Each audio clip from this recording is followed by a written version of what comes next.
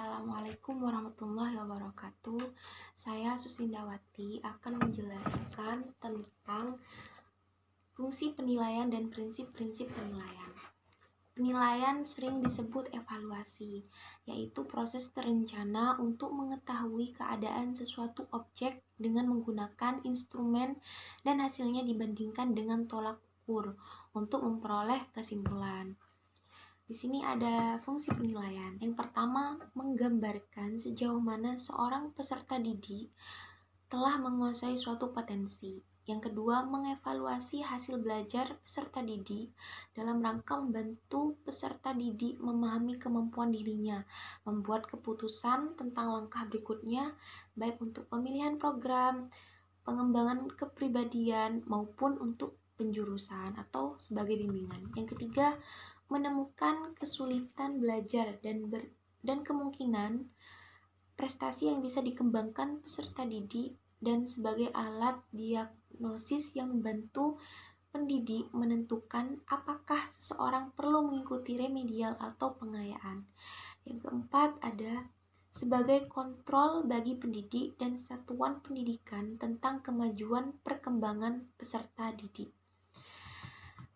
Kemudian prinsip penilaian. Yang pertama ada sahih. Berarti penilaian didasarkan pada data yang mencerminkan kemampuan yang diukur. Jadi harus sesuai dengan kemampuan peserta didik. Yang kedua, objektif. Penilaian didasarkan pada prosedur dan kriteria yang jelas, tidak dipengaruhi subjektif penilaian. Yang ketiga ada adil.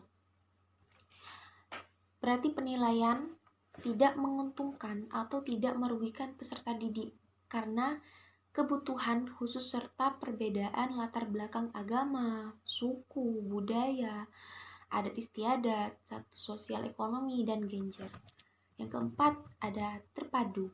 Berarti penilaian oleh pendidik merupakan salah satu komponen yang tidak bisa terpisahkan dari kegiatan pembelajaran.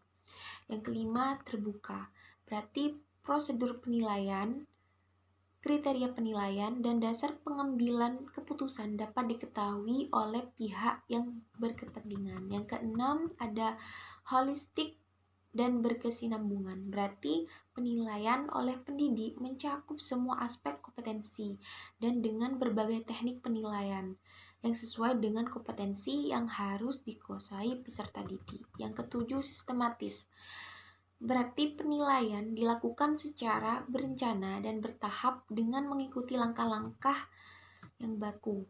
Yang kedelapan, akuntabel. Berarti penilaian dapat dipertanggungjawabkan baik dari segi teknik, prosedur, maupun hasilnya. Yang kesembilan ada edukatif. Berarti penilaian dilakukan untuk kepentingan dan kemajuan peserta didik dalam belajar.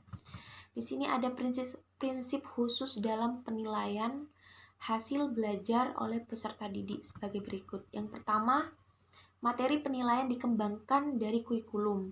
Yang kedua, bersifat lintas muatan atau mata pelajaran. Yang ketiga, berkaitan dengan kemampuan peserta didik.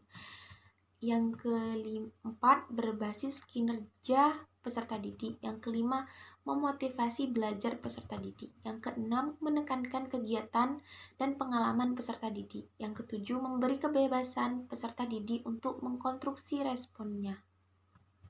Yang kedelapan, menekankan keterpaduan sikap, pengetahuan, dan keterampilan. Yang kesembilan, mengembangkan kemampuan berpikir divergen. Yang kesepuluh, menjadi bagian yang tidak terpisahkan dari pembelajaran. 11, menghendaki balikan yang segera dan terus menerus. Yang ke-12, menekankan konteks yang mencerminkan dunia nyata. Yang ke-13, terkait dengan dunia kinerja. 14, menggunakan data yang diperoleh langsung dari dunia nyata. Yang terakhir, menggunakan berbagai cara dan instrumen.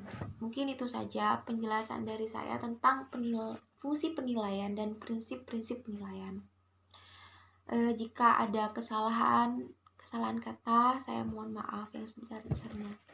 Wassalamualaikum warahmatullahi wabarakatuh.